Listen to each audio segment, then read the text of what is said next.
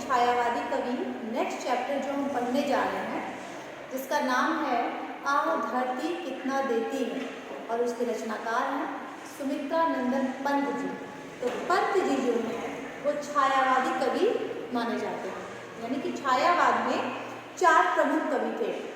जयशंकर प्रसाद को तो छायावाद का जनक भी कहा जाता है, और निराला, सूर्यकांत त्रिपाठी निराला, महादेवी वर्मा से आप भलीभांति परिचित होंगे, क्योंकि महादेवी वर्मा की आपने रचना पढ़ी है, गिल्लू है ना, और नीलू, और बहुत सारी रचनाएं हैं जो पशु पक्षी प्रेमी थी। ठीक है, तो प्रसाद हो गए, महादेवी वर्मा हो गई, सूर्यकांत त्रिपाठी निराला हो गए, और उसके बाद है सुमित्रा नंदन पंत जी। ठीक है, तो उसके पहले हम जानेंगे छायावाद के बारे में कि छायावाद क्या है। कुछ पॉइंट्स हैं, उसको नोट कर लेना। छायावादी कवि जो 4 स्तंभ माने जाते हैं, छायावादी कवि वो हैं, वो 4 कवि हैं जो छायावाद के 4 पिलर माने जाते हैं। वो 4 पिलर मतलब स्तंभ जो लिखा हुआ है, जिसपे पूरा छायावाद की रचना हुई है, या छायावाद की जो धारा थी, छायावादी काव्य धारा, उसको बढ़ाया गया है। तो प्रसाद सबसे पहले आते हैं, और पंत, निराला, महादेवी वर्मा।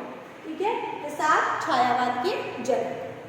सेकेंड चीज जो आप नोट करेंगे वो है छायावाद की विशेषताएं। पहला है व्यक्तिवाद की प्रधानता। व्यक्तिवाद की प्रधानता क्या कि ऐसा नहीं है कि कभी कहीं पर जाके ही रचना करते थे, मतलब उनके मन में जो होता था वो लिखा करते थे। प्रकृति चित्रण यानी नेचर के बारे में, उसमें प्रकृति के सुकुमार कवि तो यहाँ पे सुमित्रा नंदन पंत जी को ही माना गया है। छंद विभाग, छंद क्या होता है, रस, छंद, अलंकार, ये व्याकरण शास्त्र होता है। तो अलंकार आपने पढ़ा हुआ क्लास 1 में, अलंकार, छंद, इन सब को बहुत ज़्यादा इसमें प्रधानता दी गई है। अलंकार विभाग वही छंद, अलंकार, इसके बिना तो इनके काव्य की रचना की कल्पना ही नहीं की जा सकती। और नारी सौंदर्य का चित्रण जो कि जयशंकर प्रसाद जी ने किया है कामायनी में। उन्होंने कहा है, नारी तुम केवल श्रद्धा हो, विश्वास रजत नग पगतल में, पीयूष स्रोत सी बहा करो, जीवन के सुंदर समतल में। यानी कि कामायनी में इसको लिखा गया है ना, नारी के सौंदर्य का वर्णन किया गया है। इसके बाद ये कुछ पॉइंट्स हैं, इसको नोट कर लेना। थोड़ी सी प्रॉब्लम हो सकती है, इसलिए हम बोल भी रहे हैं कि इसको नोट करते जाओ। इसके बाद आते हैं इनके बारे में, किसके बारे में, सुमित्रा नंदन पंत जी के बारे में, क्या इनका जीवन परिचय है। तो जन्म हुआ था सन 1900 में अल्मोड़ा के निकट कौसानी गांव में। ठीक है, 28 दिसंबर 1977 को इनका देहावसान यानी कि इनकी मृत्यु हो गई थी। वीणा, पल्लव, युगवाड़ी, चिदम्बरा, इसकी बहुत सारी रचनाएं हैं। 1961 में पद्म भूषण की उपाधि भारत सरकार ने इनको दी थी, 1961 में चिदम्बरा पर भी इन्हें, चिदम्बरा जो इनकी काव्य रचना है उस पर ज्ञानपीठ, भारतीय ज्ञानपीठ पुरस्कार, ये ध्यान रखना, ज्ञानपीठ पुरस्कार हिंदी साहित्य में रचना के लिए दिया जाता है। तो ज्ञानपीठ की ओर से इन्हें 1 लाख रुपए का पुरस्कार दिया गया था, और बच्चों उस समय 1 लाख बहुत होता था। प्रकृति के कवि यानी इनको बहुत सारे विद्वानों ने प्रकृति का सुकुमार कवि, प्रकृति के चितेरे कवि, मतलब मन को मोह लेने वाले, ऐसे कवि माने जाते हैं। प्रकृति के हर रूप का वर्णन किया है, और प्रकृति मतलब ऋतुएं, तो इन्होंने 6 ऋतुओं का भी वर्णन किया है। इनके काव्य में गांधी दर्शन यानी गांधी जी से ये बहुत प्रभावित थे, तो गांधी दर्शन का भी प्रभाव मिलता है। सुमित्रा नंदन पंत, बचपन का नाम इसको नोट कर लेना, गोसाई दत्त था। बाद में उन्होंने जब रचना की तो उसमें अपना नाम बदल दिया। जैसे कि प्रेमचंद के बारे में भी जानते हो, प्रेमचंद का नाम नहीं था, उनका नाम धनपत राय था, लेकिन उन्होंने नवाब राय, उर्दू में नवाब राय नाम से लिखते थे। तो ऐसे ही सुमित्रा नंदन पंत के बचपन का नाम था गोसाई दत्त, लेकिन सुमित्रा नंदन पंत के नाम से वो रचनाएं किया करते थे। ओके, अब आते हैं कविता। आ धरती कितना देती है, धरती यानी कि ये वसुधा, धरा हमें कितना कुछ देती है, उसके बारे में हम जानेंगे। ये कुछ पॉइंट्स है, इसको भी नोट करना है तुमको। कुछ विद्वानों ने इनकी रचनाओं को देखकर इन्हें प्रकृति, मैंने पहले ही बताया है, प्रकृति का चितेरा कवि माना है। कुछ विद्वानों ने प्रकृति का सुकुमार, बहुत कोमल कवि माना है। 6 ऋतुओं का भी वर्णन है। छायावाद में जो इन्होंने रचनाएं की हैं उसमें ऋतुओं के विभिन्न रूपों का वर्णन किया है। पंत जी की काव्य भाषा पर गांधी जी, अरविंद जी और मार्क्स का भी, मार्क्सवाद पढ़े होंगे हिस्ट्री में, प्रभाव पड़ा है। और इन्होंने इस कविता में एक सेब के बीज का उदाहरण दिया है, कैसे सेब के बीज को वो बोते हैं और किस तरह से उससे बहुत सारे फलियां निकलती हैं। अच्छा, इसको जरूर लिख लेना। सेब का बीज समानता, ममता व क्षमता का प्रतीक है। संदेश क्या कहीं होता है, 6 पॉइंट होगा। संदेश क्या है? अब जैसा कि कवि, थोड़ा थोड़ा हम सारांश भी देखते जाएंगे। जैसा कि कवि को बचपन में, देखो बचपन में बहुत सारी कल्पनाएं करते हैं बच्चे, और कुछ ऐसा काम करते हैं जो किसी को पता ना चले कि कहीं वो हंसी का पात्र ना बन जाए, कभी डर से कहीं कोई उसको डांटे ना, रोके ना। तो ऐसे ही इन्होंने भी बचपन में पैसों का पेड़ लगाया था और उन्हें ये मालूम था कि हम जैसा बोएंगे वैसा ही पाएंगे। उनके हिसाब से उन्होंने ये सुन रखा था कि हम जैसा बोएंगे वैसा पाएंगे। तो इन्हें लगता है कि ये पैसे बोएंगे तो ढेर सारे रुपए, पैसे निकलेंगे फल के रूप में। ठीक है, उसके बारे में बताया गया है। सेकंड, पैसे के माध्यम से लालच और लोभ का संदेश दिया गया है। लालच और लोभ का संदेश मतलब ये नहीं कि लालच और लोभ करना चाहिए, मतलब ये है कि लालच और लोभ नहीं करना चाहिए। लेकिन चूंकि कवि ने छुटपन, एक शब्द दिया होगा आपकी किताब में, छुटपन मतलब बचपन में, अब लालच में आकर के, लोभ में आकर के, मोह में आकर के पैसे बोए थे, बीज के रूप में पैसे बोए थे। पैसे बोने के पीछे उनका उद्देश्य ये नहीं था कि उसमें से फल निकलेगा, बल्कि ये था कि उसमें से और पैसे निकलेंगे, फिर मैं धनी हो जाऊंगा। मोटा सेठ मतलब बड़ा सेठ, मोटा यहाँ पर शब्द दिया होगा किताब में, मोटा मतलब बड़ा, बहुत बड़ा सेठ बन जाऊंगा। तो नीयत तो अच्छी नहीं थी ना, सोच सही नहीं थी। वो जिस सोच के साथ बीज को बोए थे, उसके पीछे यह मंशा थी, उनकी यह नीयत थी कि लालच, मोह, माया, पैसे का लालच, धन का लालच, इसमें से और पैसे निकलेंगे, पैसे खनकेंगे, पैसों की खनक सुनाई देगी, मैं तो बहुत बड़ा आदमी बन जाऊंगा। लेकिन ऐसा कुछ तो हुआ नहीं, क्योंकि पैसा बोने से पैसा नहीं होता है। लेकिन छोटे पर ये बात समझ में नहीं आती है। इसी बात के माध्यम से ये भी संदेश दिया गया है कि हमें लालच, मोह, माया से को त्याग करके कोई काम करना चाहिए। जब मनुष्य स्वार्थ से प्रेरित होकर, ये पॉइंट नोट कर लेना, जब मनुष्य स्वार्थ से प्रेरित होकर कोई कार्य करता है तो उसका जो फल होता है, प्रतिफल मतलब जो उसके बदले मिलता है, किसी भी चीज से, किसी स्वार्थ से, कोई भी स्वार्थ, जो भी जिस स्वार्थ से आप काम कर रहे हैं उसके वशीभूत होकर के आप कोई काम करते हैं, उसका जो फल मिलता है वह अच्छा नहीं होता है। जैसा कि इस पाठ में कवि ने स्वयं अपनी कहानी बताई है कि किस तरह से वह बचपन में पैसे बोते हैं लोभ में आकर के, जो उनको बाद में समझ में आता है उसका फल अच्छा नहीं होता है। लेकिन जैसे ही आप परोपकार को सोच करके किसी दूसरे की भलाई के लिए, है ना, आपको पता है कि पेड़ पौधे, ये प्रकृति सब कुछ हमारे लिए ही है ना, बिना स्वार्थ के हमारे लिए करती है ये प्रकृति, नेचर हमें बहुत कुछ देती है। लेकिन जब हम नेचर के अनुरूप व्यवहार नहीं करते हैं तो ये नेचर अपना जो अस्तित्व है उसको बताने के लिए हमारे सामने अपना विकराल रूप धारण कर लेती है। उसका उदाहरण आप बहुत देखे होंगे।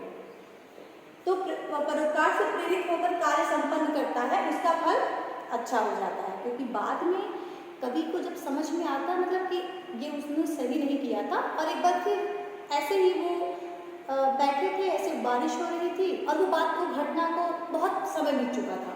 तो बारिश हुई थी, मिट्टी थोड़ी गीली, नमी हो उसमें आ गई थी, तो सेम का बीज पड़ा था, सेम की सब्जी जो होती है, सेम का बीज पड़ा था, सेम उन्होंने बीज बो दिया और उस बात को भूल भी गए। और ऐसी कोई बड़ी बात थी भी नहीं कि आपने बीज लगाया है तो क्या होगा, वो भूल भी गए। लेकिन उसका फल क्या मिला? ढेर सारे फल, यानी कि सेम की जो फलियाँ होती हैं, सेम ढेर सारे पूरे फैल गए उनके आंगन में जहाँ भी उन्होंने बोया था। यानी कि जब अच्छा बोया तो अच्छा मिला, जब पैसा बोया तो फिर पैसा नहीं मिला, निराशा हाथ लगी। और भी बहुत सारी चीज़ें जब हम पढ़ेंगे कविता तो। समस्त धरती पर प्रेम, त्याग, सज्जनता, उदारता और मानवता का दाना बोना है। दाना बोना मतलब बीज बोना है। मानवता का विकास होगा, यानी जब आप ऐसे करेंगे, यानी कि क्या, ये पॉइंट बहुत इंपॉर्टेंट है, ये अक्सर आंसर्स में तुमको नोट करना पड़ेगा, लिखना पड़ेगा। प्रेम, त्याग, सज्जनता, उदारता, भाईचारा, मानवता, ये सारी बातों को ध्यान में रख करके ही हमें काम करना है। तो जब हम परोपकार की बात करेंगे, निस्वार्थ भाव से काम करेंगे, स्वार्थ के साथ कोई कार्य नहीं करेंगे, तो मानवता का विकास होगा। जैसे कि आपने पढ़ा होगा ना, वो कविता थी स्वर्ग बना सकते हैं, कविता आपने पढ़ी रामधारी सिंह दिनकर की। उसमें भी कही कि हम चाहें तो पल भर में धरती को स्वर्ग बना सकते हैं। मनुष्य का श्रम सार्थक होगा तब, अगर जैसे कभी को ये लगा था कि मैंने कितनी मेहनत से बोया उसको पैसे को, लेकिन कोई फल नहीं मिला, तब आप श्रम करेंगे, तब आप मेहनत करेंगे, आपका श्रम सार्थक होगा। तो चलो कविता स्टार्ट करते हैं। ये चित्र में दिख रहा होगा तुम्हें, ये सिक्का, मतलब एक ऐसे मैंने लाया हुआ है ताकि उनको समझ में आए कि किस तरह से कवि जो है सिक्कों की खेती करना चाहते हैं कि सिक्के के बदले क्या मिलेगा उन्हें, ढेर सारे सिक्के मिलेंगे। मैंने छुटपन में, छुटपन मतलब बचपन में, छुप करके पैसे बोलते कि एक दिन जैसे कवि के मन में ऐसे विचार आया कि उन्हें खुद ढेर मतलब धनी बन जाए, पैसा आ जाए, तो उन्होंने सोचा कि चलो पैसों का ही बीज बोते हैं। इससे क्या होता है, सुना तो उन्होंने ये मुहावरा या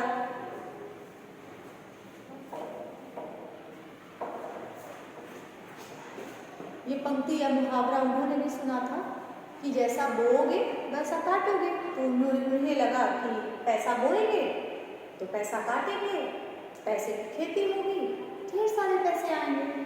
तो मैंने भी बचपन में, मतलब कवि में यहाँ कह रहे हैं कि यहाँ पर मैंने बचपन में, छुटपन में छिप करके, सबसे छिप करके, क्यों छिप करके, हो सकता है कि कोई जा रहे हैं तो कोई रोकेगा या मजाक उड़ाएगा या हंसेगा, कुछ भी हो सकता था, डर रहे थे, डर भी हो सकता है कि छुप करके। वैसे बच्चे बचपने में बहुत सारे ऐसे आप लोगों ने भी किया होगा, अब याद आता होगा तो हंसी आती होगी कि बचपन में मतलब कुछ भी कोई ऐसा खेल जो किसी को ना पता हो, सिर्फ आप लोग खेल खेलते हो, है ना कुछ ऐसा ज़रूर सारे बच्चे किए रहते हैं बचपन में कि दूसरे को पता ना चले। वैसे ही यहाँ पर कभी भी बचपन में छुप करके पैसों का बीज बो दिया। सोचा था पैसों के प्यारे पेड़ उगेंगे, और साथ में क्या सोच थी उनकी, पैसों के सुंदर सुंदर पेड़ उगेंगे। अब यहीं पर ध्यान देना, उनकी सोच क्या थी कि ढेर सारे पैसे, यानी कि जब उन्होंने पैसों का बीज बोया तो उनका ये लालच था कि ढेर सारे पैसे मिलेंगे, रुपए मिलेंगे, है ना, खेती होगी तो। रुपयों की कलदार, कलदार क्या होता है, कल का मतलब होता है एक तो आने वाला कल, अनेकार्थी में आप लोग पढ़े होंगे। दूसरा होता है मशीन, कल पूर्जे नहीं होते मशीन, तो ऐसा नहीं होता कि ऐसा हो कि कुछ पैसा डालें और कुछ पैसा निकले, ऐसा वाला। तो वो ये कह रहे थे कि अब ये समझ लो कलदार मतलब पैसों की जो खनक होती है, जो आवाज़ होती है ना, तो जब वो बोएंगे, उसमें जब पैसों को बोएंगे बीज की तरह से, तो क्या निकलेगी, खूब ढेर सारे पैसे हो जाएंगे खेतों में। और जब पैसों की पैसे जब ज़्यादा हो जाएंगे तो उसकी खनक जो है सुनाई देगी, यानी ढेर सारे पैसे खनकेंगे, बहुत सारी पैसों की फसलें खनकेंगी। एक खेत में जब पैसों की फसल होगी, उगेगी, तो पैसों की खनक सुनाई देगी ना। और फूल फल कर मैं मोटा सेठ बनूंगा, फूल फल करके मतलब जब ढेर सारे पैसों की फसल होगी हमारे घर में, तो मैं फूल करके क्या हो जाऊंगा, मोटा सेठ। मोटा सेठ मतलब बड़ा सेठ बन जाऊंगा। अब यहाँ पर क्या था इनके पीछे, यहाँ पर बीज बोने, यानी यहाँ पर जो काम कर रहा है, भाई बीज बोना तो बुरी बात नहीं है ना, मिट्टी में आप बीज बो रहे तो बुरी बात तो नहीं है। लेकिन यहाँ पर उन्होंने स्वार्थवश और लोभवश, मोहवश उन्होंने पैसों का बीज बोया, और उनकी नीयत ये थी, उनकी इच्छा ये थी कि इसमें से ढेर सारे पैसे उगेंगे, पैसे निकलेंगे।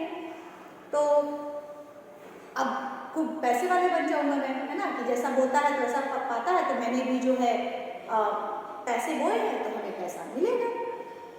पर बंजर धरती में एक न अंकुर फूटा। बंजर क्या होता है? बंजर मतलब अनुपजाऊ, जहाँ पे खेती लायक जमीन ना हो। तो जब मनुष्य ध्यान देना है, हमेशा दो दो अर्थ निकलेंगे, क्योंकि सेम के बीच का उन्होंने उदाहरण दिया है, पैसों का उन्होंने उदाहरण दिया है। उनका संदेश ये था कि बंजर धरती, जब मनुष्य स्वार्थवश कोई काम करता है, किसी के लिए भी आप जब कोई काम करते हैं, आपके उस काम के पीछे जब आपके कोई मोह माया लोभ लालच स्वार्थ कुछ भी होता है, और वो काम जब पूरा नहीं होता है, तो आपने जिसके लिए किया है या जो सोच कर किया है, उसको आप ब्लेम करते हैं, उसको भला बुरा करते हैं। वैसे जब कभी भी सिक्के को बोया और उसमें से सिक्के के बदले सिक्का नहीं निकला, तो उन्होंने किसको इल्जाम लगाया, किसको ब्लेम किया, किसको भला बुरा कहा?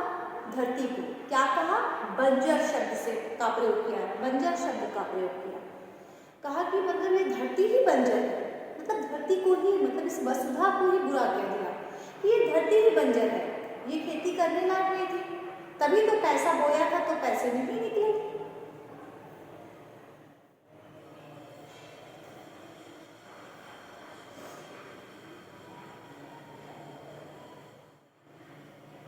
अंकुर फूटा, अब यहाँ पे अंकुर फूटा क्या मतलब है कि पर बंजर धरती में एक ना अंकुर फूटा, यानी जो भी शीट डालते हैं, जब हम धरती में जब भी कोई भी शीट डालते हैं, शीट है ना, ये शीट हमने डाला इधर, ठीक है, यहाँ पे देख सकते हैं शीट से क्या होता है, कुछ कुछ ऐसे पत्ते निकलते हैं, है ना, अंकुर फूटता है। जब पहला जो शीट से जो फर्टिलाइजेशन होता है, तो उसे फूल के, मतलब फूल फलता फूलता है, बड़ा होता है, छोटे छोटे पौधे आते हैं, अंकुरित होता है ना।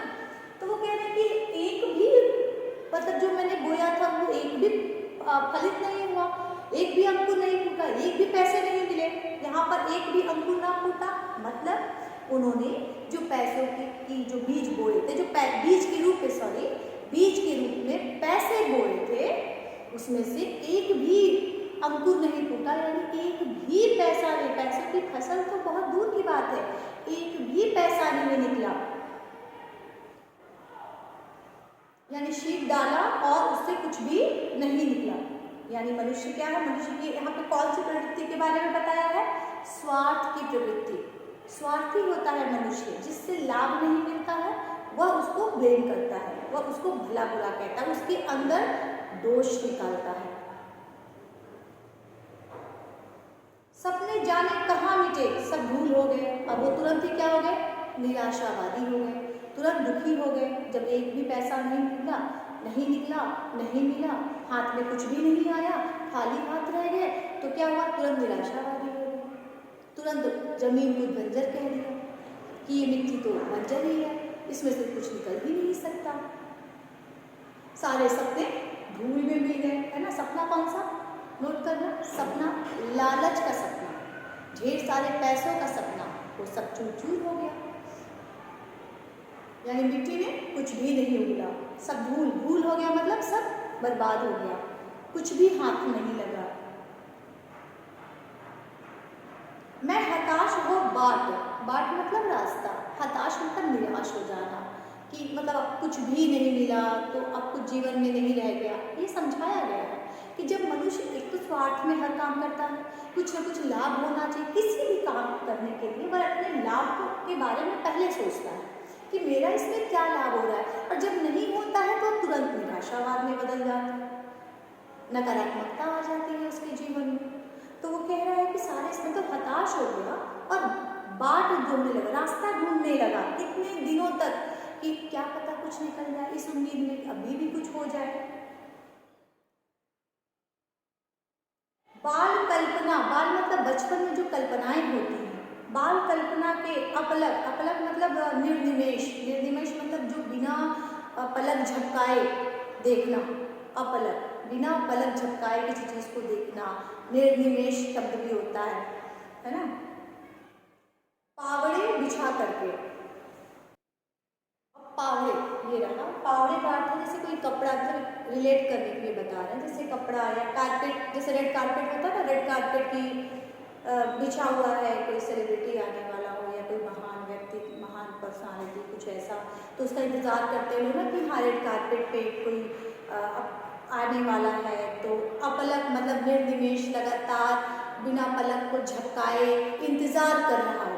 बात समझना कि यहाँ पर जब कवि ने पैसों के बीज बो दिए, पहले तो निराशा ही हाथ लगी, फिर अभी उम्मीद थी कि क्या पता कि क्या है, पावड़े बिछा करके, मतलब कि जैसे इस तरह से इंतजार कर रहे थे, इस तरह से उसमें से पैसे निकलने का इंतजार कर रहे थे, जैसे अपनी आंखों को बिना झपकाए, कोई बिना पलक को झपकाए, जो है बचपन का सपना, ये भी नोट कर लेना, ठीक है, कि किसी का इंतजार कर रहा हो, इस तरह से इंतजार कर रहे थे जैसे कोई कपड़ा या कोई कारपेट बिछा हो, दरी बिछा हो कोई, और उस पर से कोई चल करके आ रहा हो, उसके स्वागत में ये आंखें बंद ही नहीं हो रही है, कि ऐसा ना हो कि मैंने जरा सा भी पलक झपकाया और वो सामने से हो करके निकल गया। इस तरह से कल्पना करके वो ये सोच बता रहे हैं कि मतलब कितनी बेसब्री से, किस तरह से मैं उसका इंतज़ार कर रहा था कि कब उसमें से सिक्के की फसल निकलेगी या फसल होगी। बाकी नेक्स्ट वीडियो में। Thank you.